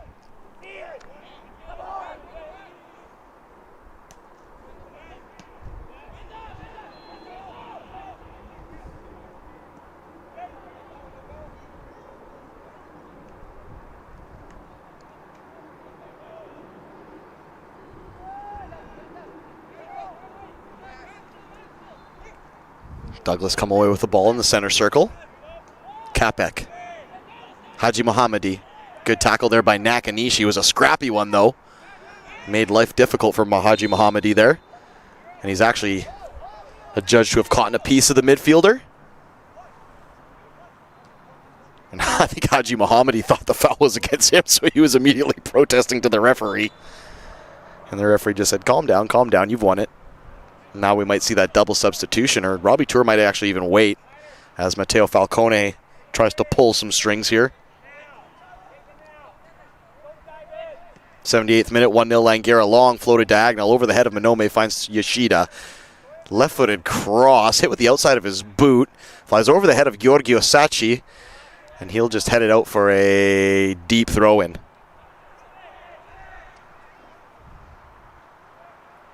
Haji Mohammadi, can he get in across? He does. It's well weighted just over the head of Samadine. And nobody was waiting at the back post. Rodriguez Zagara hurled and leapfrogged Matteo Falcone, who was more than content to just watch Rodriguez Zagara's body smack the turf and then unleash the shot, which actually didn't end up flying too far wide. It had Clark Ismail scrambling, but it ended up not finding the target. We're in the 79th minute now, and it looks like Douglas will try and get something going here with a double sub. Haji Mohammadi, is off. Oliver Thorpe on. And I think we also had number 19, Kerr, come off on the far side, which means number 23, Rintaro Suchitani, is now on.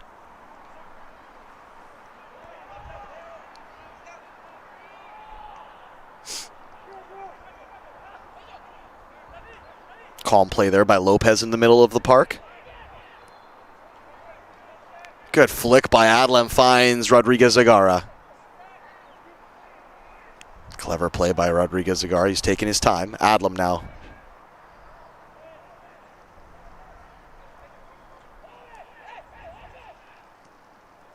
Nakanishi playing as the pivot. Omura. Back in for Nakanishi. He's got a little bit of space, but he has to kind of scamper away there from Suchitani. Amagu Sanchez in the right channel. Ooh, how about that for a clearance from Capek? He threw the scissor kick up for that one. Very Booker T-esque for any of you WWF wrestling fans out there. All that was missing was the spinneroonie. Long throw from Amagu Sanchez. It's a floaty one. Adlam helps it on for Tyler McCall, who finds himself in the penalty box in a rare instance. He just couldn't settle the ball down. It's poked away by Shackleton. Another throw in the way of Langara.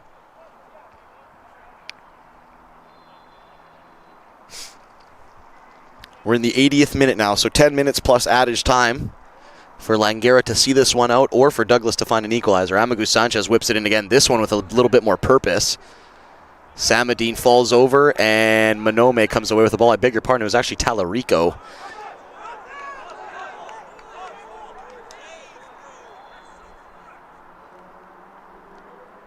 Yoshida.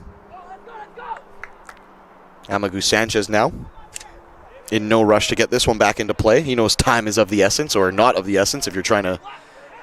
And Samadine gets clipped, and he's already on a yellow card, and he really needs to watch himself. Once again, it wasn't malicious, but he doesn't need to follow through, and he's going to get a second yellow card here, and he's going to see his marching papers. You know, I'm of the opinion that the first one, or the second one, should be harsher than the first one, which I don't think was the case there, but Samadine knew he was on a yellow card, and he barged into Omura. He's been a bit of a bull in a china shop here today, has Samadine, and last week's Athlete of the Week.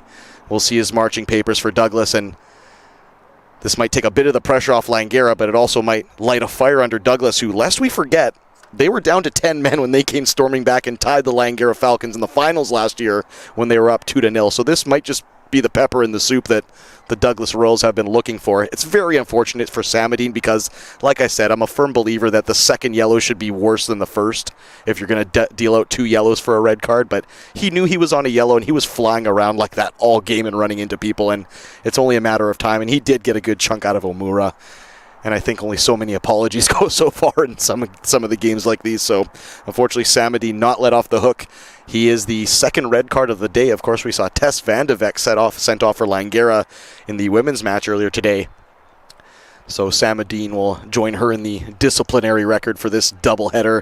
Omura looks like he's smarting ever so slightly. Might be a substitution occasion here for Langara if you're Mark Rosardo. Omura is one of your big-time consistent starting 11 players. And with 9 minutes to go plus change and a goal lead, Mark Rosardo might tap up one of his young covered defenders to try and get in there and provide some support for Omura. He's off the pitch at the moment.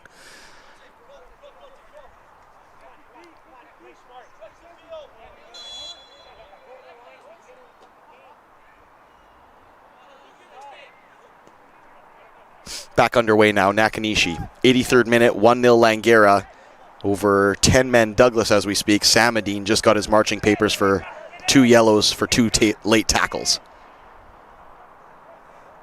Let's have a quick look at the out-of-town scoreboard. We do have action up Highway 1 here at Capilano University, and looky, we do have a goal as Capilano University, the home club, off to a 1-0 lead over bottom of the table VIU, and that's with about 5 minutes left to go in the first half. So if these two results were to stand, you'd have a 3-way tie atop the table on 6 points. Capilano would have 6, Langara would have 6, and with this loss, Douglas would have 6, which would make for an awful uphill climb for VIU, but a very interesting rest of the regular season as far as that number 1 bye spot in playoffs and PACWEST finals are concerned. Back underway now again. We're in the 84th minute, 1-0 Langara. Now a man up.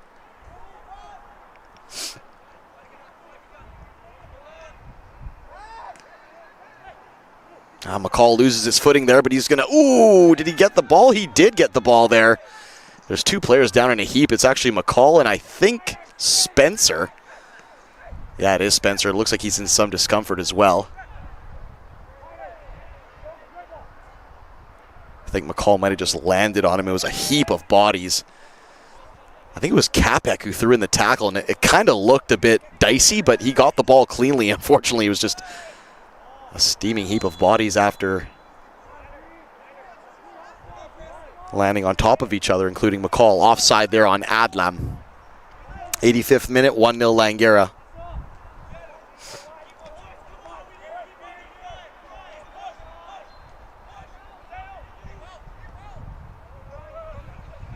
Oh, Matteo Falcone, I beg your pardon, does well to roll his man, and that's a risky back pass by Giorgio Sacchi. Almost put it right in the path of Falcone.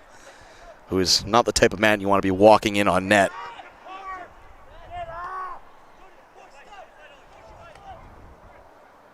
Mark Rizzardo bellowing to his backline to get up the park, but they seem content to kind of sit back in a flat back four, which at these late states of the game, that's playing with a bit of fire. We're in the 86th minute approaching, and it's still 1-0 Langara. Time ticking down. Talarico has the lone goal, but Douglas forward Samadine has been sent off for a double yellow.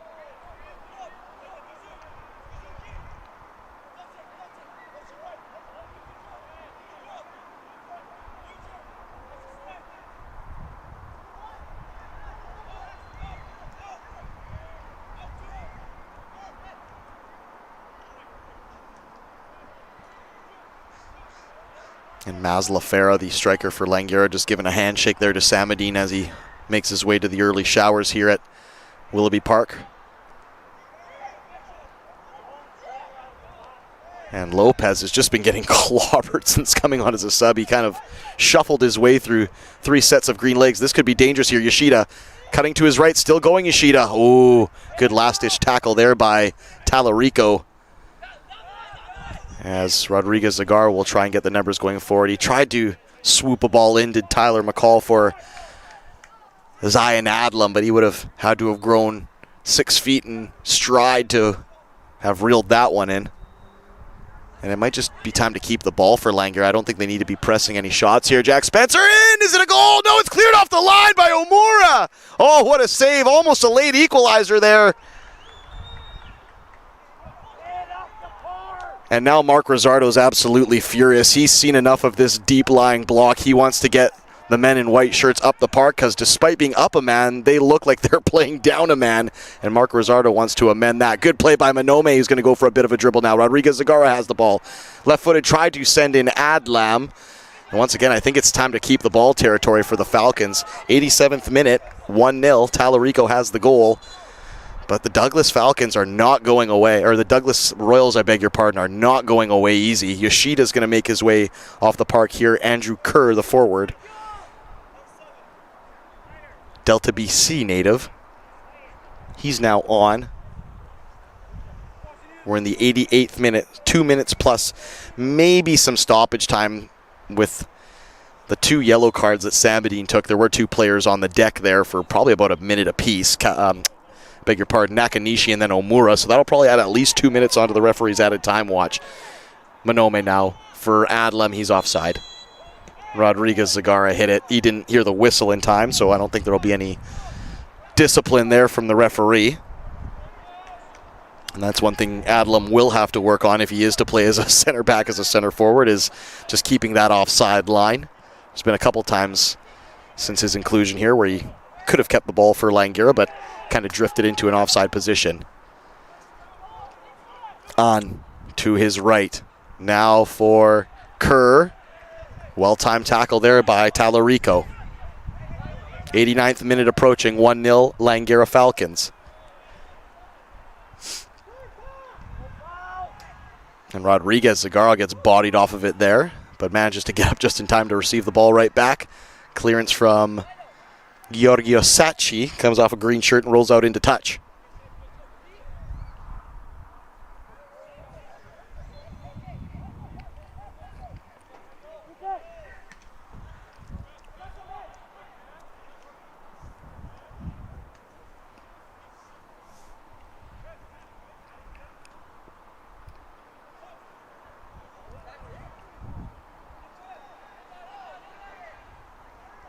Clever backheel attempt there by, I believe it was Kerr, but it was picked off. And then spread centrally by Osachi, who's made some curious decisions since coming on the park, it has to be said. And that one might come back to bite the Falcons here. And Rodriguez Zagara just humps it clear, and he's not taking any chances now. Good take and touchdown by Matthew Miller, who, had he not made that, Adlam probably has a free net to walk in on. We're in the 90th minute now, so time of the essence. Amagu Sanchez heads it right across the 18-yard box. It's a bit of head tennis, and nobody's really in control of it at the moment. It's scrappy, scrappy play. Mateo Falcone is playing more advanced now. He's literally hanging off the shoulder of Amagu Sanchez. He's gotten more and more advanced as the game has gone on, Falcone. He was playing in more of a deep-lying role in front of the center backs to start the match. Now he's almost a roaming 9-10 winger free 9 of sorts. Mark Rossardo begging for no foul against Falcone, and I think I'll trumpet that. The last thing you want to do is give Falcone, a player of his caliber, a free kick from 18 yards out with time ticking down. About 15 seconds before we find out how much out of time. Shackleton's going to have a blast here. It's a right footer that was a worm burner. Didn't have a lot of steam on it. Here comes the subsequent shot. Now Falcone is going to have a rip. That flies up in the air. Offside, I believe, on, was it Kerr? It was Kerr who tried to just spin and whack at that one, possibly from an offside position. Didn't hear on the referee's mic there how much added time, but I can't imagine a ton. 2 or 3 maybe?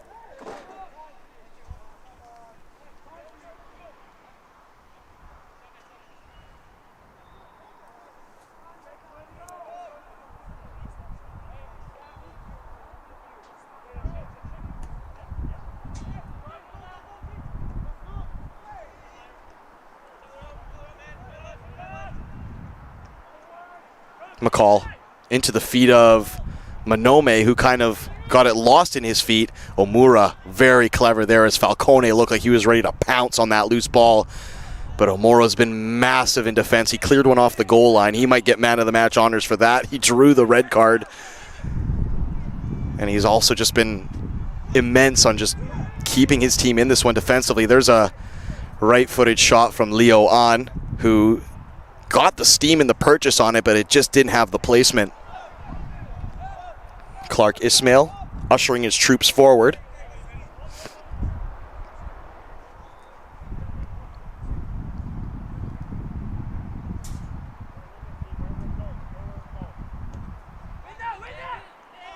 Floated aerial ball, Amagu Sanchez.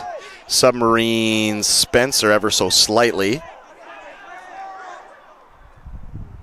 The free kick taken quickly, and it's going to be the number 19 Kerr taking on Omura, who does ever so well. Once again, one of those players who just plays above his size. He doesn't look like a massive guy, but just the weight shifting, the core strength, his pivoting, the way he manages his space in the opposition. Very savvy defender, Omura, very savvy defender. Can't imagine a ton of time left in this one. Probably about maybe a minute, I would imagine, at the most. Clark Ismail. Long. Hadlam wins it on for Manome, who's under pressure from Kapek. Kapek does ever so well to play it up the line for Spencer. And Douglas might have one last kick of the can here if they manage their time properly and get the ball up the field. Kapek floats it into the path of On. Good touch there by On. Sanchez might have wanted to foul there right on the halfway line, just saying, but Falcone now dispossessed, and that might be the game here as Langara looked like they were back in possession. It's Adlam with Shackleton, two tall lads having a bash. And the referee doesn't have his whistle to his lips yet, so maybe we do have a little bit more time than anticipated. Perhaps the referee just added some time on for that Langara time wasting after that goal kick where they took eons to retrieve the ball from behind their own net. Thorpe, referee has a look at his watch, nothing yet. On. Thorpe still going, he's in the penalty box now. Amagu Sanchez had to put a touch to it as the cross was coming in, and this might be the last kick of the can here for Douglas as they're sending the keeper, Matthew Miller. Douglas scored off a corner kick in last year's finals to equalize. Can they recreate that magic here? And yes, they were also 10 men down there. Can they recreate the magic here at Willoughby Park and get themselves what would be a massive point in the standings? On, right-footed in-swinger, looped all the way to the back post, straight over the head of Quinto. And that's a foul on Lopez, who took a roundhouse kick to the back of the legs from Quinto, who himself is already on a yellow card. And the linesman was right there, and Rodriguez Zagara now is having a spirited lobbying session with the referee to try and convince him that perhaps that might have been more than just a throw-in or even a foul. And Mark Rosardo is kind of incredulous to the decision as well. He has his hands out by his side, and he also might be incredulous about the time spent here in this added time. I feel like we've gone through 5 minutes, and there is the full-time whistle, and the Langara Falcons do what they did last campaign. They bend, but they didn't break against a very plucky Douglas College side. It was a Talarico goal, a little bit of luck as well for Langara. Let's call it what it is. A Talarico goal on a tap-in right at the stroke of halftime. They did just enough to hang on in that second half. The Douglas striker, Samadine, was sent off for 2 yellow card offenses. And after that, it was mostly Douglas, to be honest with you. They really put the feet of the Falcons to the flame, but they just couldn't find the equalizer. They came ever so close, but it was Amura who cleared it off the line to spare the blushes of the Langara Falcons, who start the campaign with 2 wins and 1 loss, and for the time being are tied top of the table with Douglas. The other match being played right now between the men, Capilano up on VIU 1-0, which would also put them on 6 points. So big set of games coming up tomorrow now as VIU come into Langara's home park here in Willoughby and play the doubleheader, men's and women's. And we'll have so much to talk about with regards to the standings and so much more. That's it for the PACWEST doubleheader here at Willoughby Park in Langley. As mentioned, the early result for the women, the Langara women taking care of business, 1-0. They maintain their perfect 3-0 start. The VIU Mariners also took care of business for the women's side, which means they're tied atop the table with Langara, and they both meet tomorrow, so that'll be a mouth-watering affair. In the late affair that we just saw here, the Langara men take care of business 1-0 to go, for the time being, tied top of the table, and they meet VIU again tomorrow as well. Once again, a big thanks for joining us here. My name is Corey Basso. We'll be back tomorrow, same bat time, same bat channel, 12 o'clock for the women's, 2:30 for the men's, live from the LEC Willoughby Park in Langley, British Columbia, Canada. Good night from the PACWEST.